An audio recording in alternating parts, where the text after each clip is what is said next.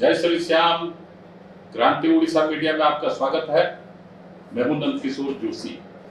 सभी दर्शकों से अनुरोध है, कृपया इस चैनल को लाइक करें, सब्सक्राइब करें एवं बेल बटन अवश्य दबाएं, जिससे आने वाली वीडियो की नोटिफिकेशन आपको मिलती रहे। आज हम चर्चा करने जा रहे हैं केरल के वायनाड से आगामी लोकसभा उपचुनाव में खड़ी होंगी प्रियंका गांधी वाड्रा। ये नेहरू इंदिरा खानदान की, नेहरू गांधी खानदान की ये चौथी पीढ़ी है। चुनावी के लिहाज से मैं बोल रहा हूँ, वैसे तो ये पांचवी पीढ़ी है, लेकिन चुनावी के इतिहास से ये चुनावी दृष्टि से ये चौथी पीढ़ी है। इसके संग अभी पांचवी पीढ़ी भी तैयार हो रही है, जिसका नाम है मीराया वाड्रा। जो प्रियंका गांधी की लड़की है, ये भी तैयार हो रही है राजनीति में आने के लिए। ऑलरेडी ये राजनीति में वैसे देखा जाए तो इंडायरेक्टली आ भी चुकी है। अब मैं विस्तार से बताने जा रहा हूँ। दरअसल इनकी पीढ़ी की, अगर हमारे पास जो इंफॉर्मेशन है, इनकी पीढ़ी का आरंभ हुआ था मोतीलाल नेहरू से। मोतीलाल नेहरू उस समय अंग्रेजों के जमाने में भारत के एक मशहूर वकील थे, इलाहाबाद में ही रहा करते थे। वैसे बोलते हैं कि ये तो कश्मीरी पंडित हैं, कश्मीर से इनकी फैमिली आई थी। लेकिन इलाहाबाद में मोतीलाल नेहरू रहते थे और लॉ की प्रैक्टिस करते थे, वकील थे। और किसका केस लड़ते थे ये? उस जमाने में, अंग्रेजों के जमाने में इलाहाबाद हाई कोर्ट में ये केस लड़ते थे अंग्रेजों का। ये केस लड़ते थे उस समय देसी राजा महाराजा जो हमारे देश में थे ना, उन लोगों का और जमींदारों का, मतलब पैसा वालों का, धनाढ्य लोगों का ही केस ये लड़ते थे। और उन्होंने उस जमाने में अकूत धन संपदा एकत्रित की। उन्हीं के बेटे हैं जवाहरलाल नेहरू, जवाहरलाल नेहरू की बेटी इंदिरा गांधी, इंदिरा गांधी का बेटा राजीव गांधी, राजीव गांधी का बेटा राहुल गांधी, प्रियंका गांधी, और प्रियंका गांधी की बेटी मीराया वाड्रा। ये मैंने संक्षिप्त में आपको बताया। अब मैं इंदिरा गांधी से शुरू करना चाहता हूँ, मतलब नेहरू से। जो नेहरू हमारे देश के प्रथम प्रधानमंत्री थे आजादी पश्चात। उस तत्पश्चात आई इंदिरा गांधी, तत्पश्चात राजीव गांधी, और राजीव गांधी के बाद जो नरसिम्हा राव हमारे देश के प्रधानमंत्री बने, राजीव गांधी हत्याकांड के तुरंत बाद टीएन सेशन ने चुनाव एक बार स्थगित कर दिया था और 15-20 दिन के बाद चुनाव कराया।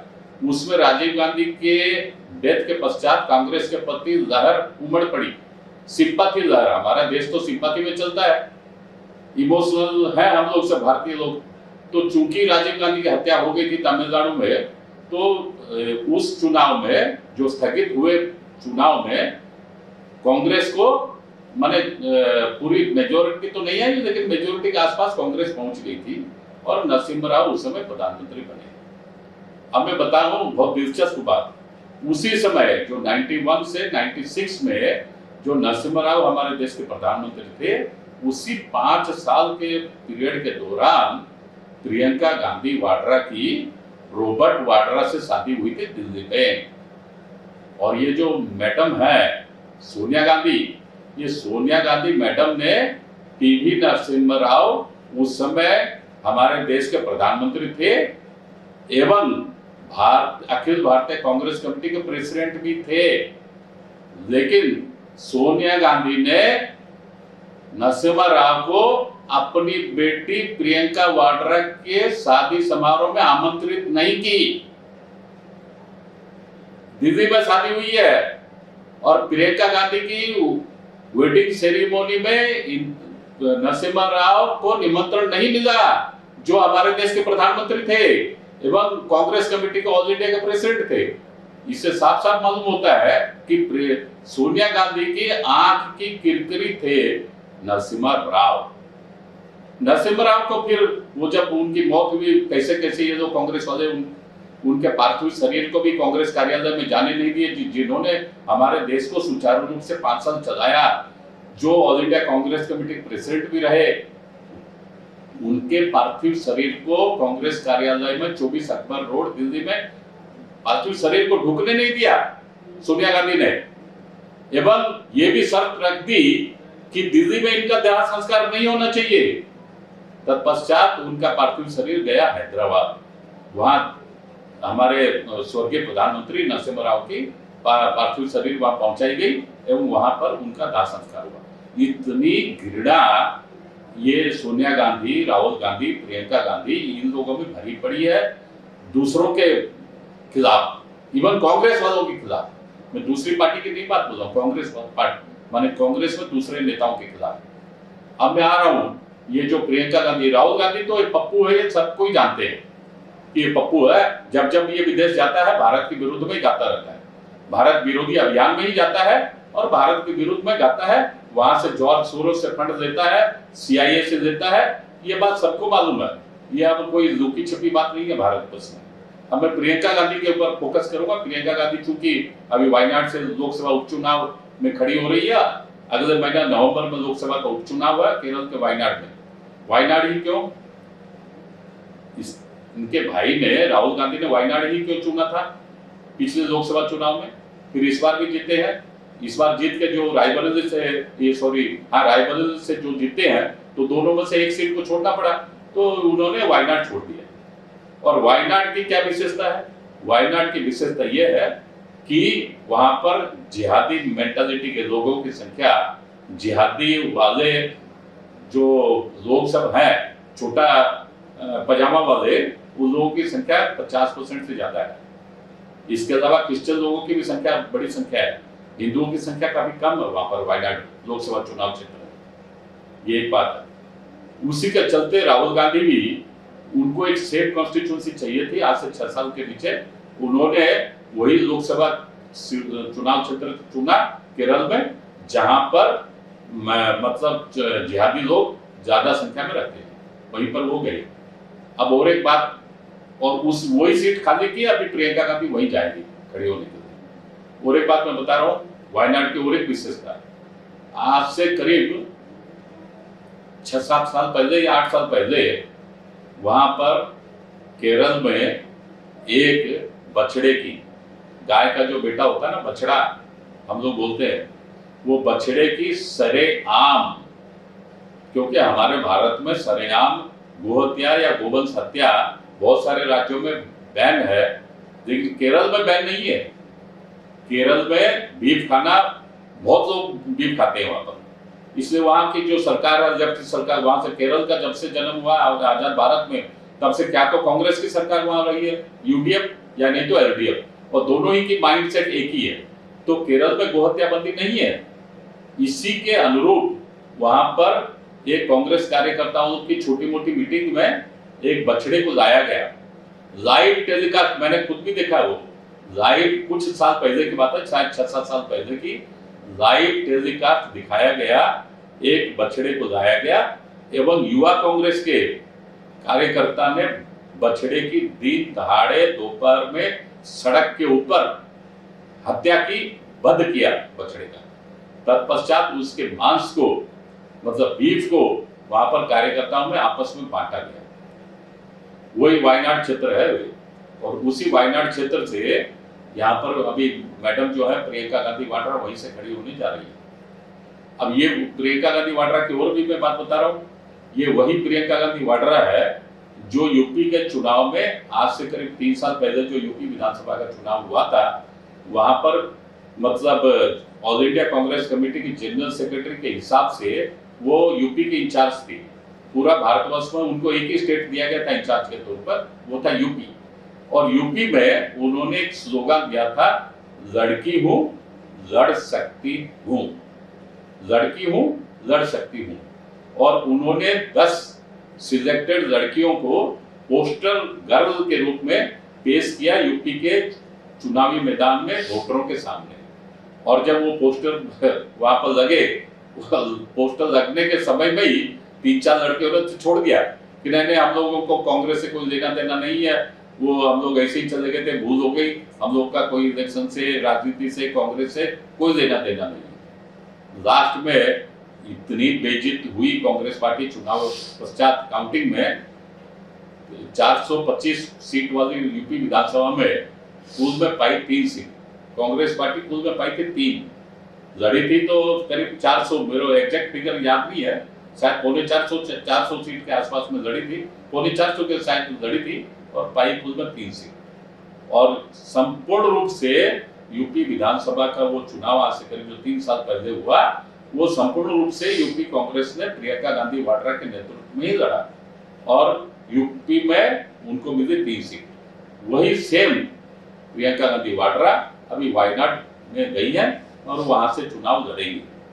चुनाव लड़के वो अगर जीत गई तो जीतने की तो संभावना भी है, क्योंकि वहां पर एलडीएफ का नेता है, वहां पर सीपीएम का नेतृत्व वाली है एलडीएफ, लेफ्ट डेमोक्रेटिक फ्रंट, और कांग्रेस के नेतृत्व वाली वहां पर है यूडीएफ, यूनाइटेड डेमोक्रेटिक फ्रंट। ये दोनों ही वैसे चाहे एक दूसरे को ऊपर से गाली दे, एक दूसरे के ऊपर इल्जाम लगाए, लेकिन ये अंदर से मिले हुए, क्योंकि सारे के सारे इंडी गठबंधन में भी है।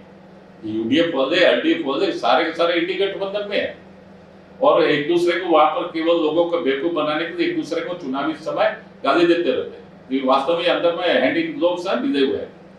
अब वहां की और एक खास बात मैं अभी बताऊं, आज से करीब 3 महीना पहले एक वहां पर लैंड स्लाइड हुई थी, मतलब जिसको बोलते हैं हिंदी में भूस्खलन, मतलब पहाड़ जो है उसके पहाड़ के टुकड़े सब गिर गए और पूरा रास्ता जाम हो गया, ब्लॉकेड हो गया और कटान हो गया, पहाड़ का जो कटान हो गया, रास्ता जाम हो गया, लोग आ नहीं सके, सैकड़ों लोग मारे गए। वो रिपोर्ट उस समय केरल की वामपंथी सरकार ने केंद्र सरकार पर इल्जाम लगाया कि आपने समय रहते हमको चेतावनी नहीं दी। तत्पश्चात भारत सरकार ने रिपोर्ट प्रस्तुत किया कि आपको बहुत महीनों पहले आपको चेतावनी दी गई थी, सैटेलाइट के जरिए से मौसम विभाग ने जानकारी हासिल की थी और उनको चेतावनी भी जारी कर दी गई थी कि यहाँ वायनाड क्षेत्र में लैंडस्लाइड हो सकती है। लेकिन ना तो वहां की कम्युनिस्ट वाली जो है एलडीएफ सरकार वो चेती, ना ही ये कांग्रेस की जो है राहुल गांधी, प्रियंका गांधी, ये लोग चेते, कोई नहीं चेता।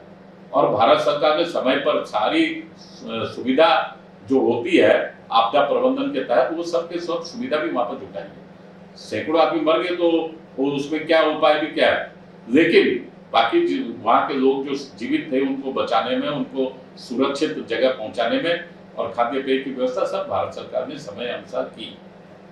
अब देखिए, भारत सरकार के बहुत लोग भी वहां पर समय अनुसार पहुंचे थे, लेकिन भाई बहन की जोड़ी राहुल प्रियंका गांधी की जोड़ी ये 3-4 दिन तक तो वहां पहुंचे ही नहीं। क्या ना, हम लोग जा रहे थे, वो वेदर खराब था और प्लेन दिल्ली से उड़ नहीं सका, इसलिए हम लोग जा नहीं पाए, समय पर पहुंच नहीं पाए। दूसरे लोग कैसे पहुंच गए, गवर्नमेंट की मशीनरी कैसे पहुंच गई, आप क्यों नहीं पहुंच पाए? ये सब इनका क्या है, लापरवाही है। जनता की फिक्र नहीं है इनको और संपूर्ण रूप से लापरवाही है।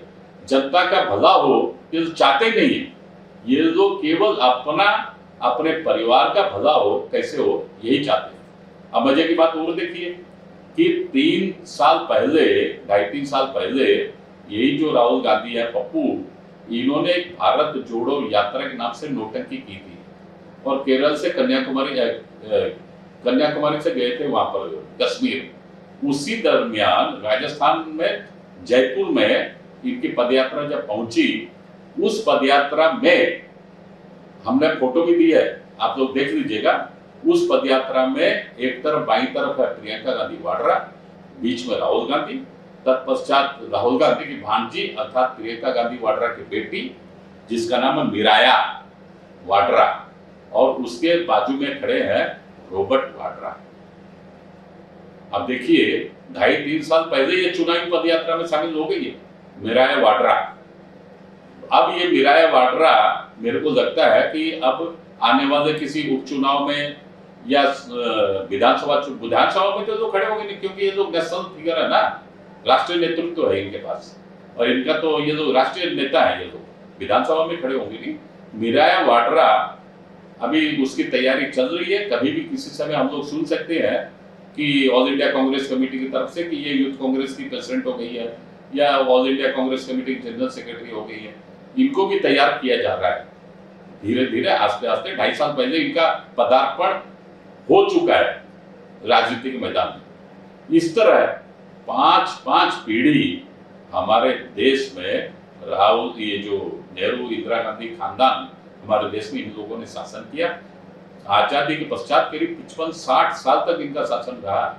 ये जैसे राजवंश जो पहले रॉयल फैमिली नहीं हुआ करती थी क्या, वैसा ही इन लोगों ने शासन किया।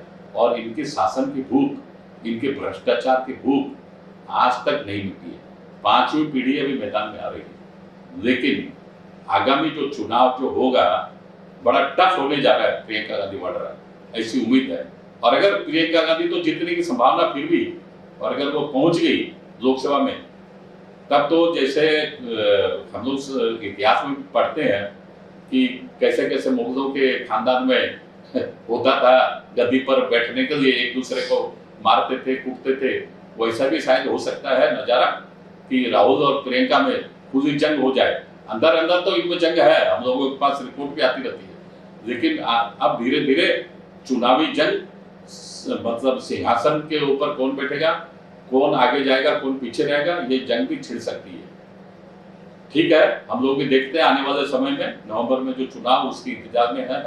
आज के अंक में इतना ही, अगले अंक में फिर मिलेंगे। जय हिंद, वंदे मातरम।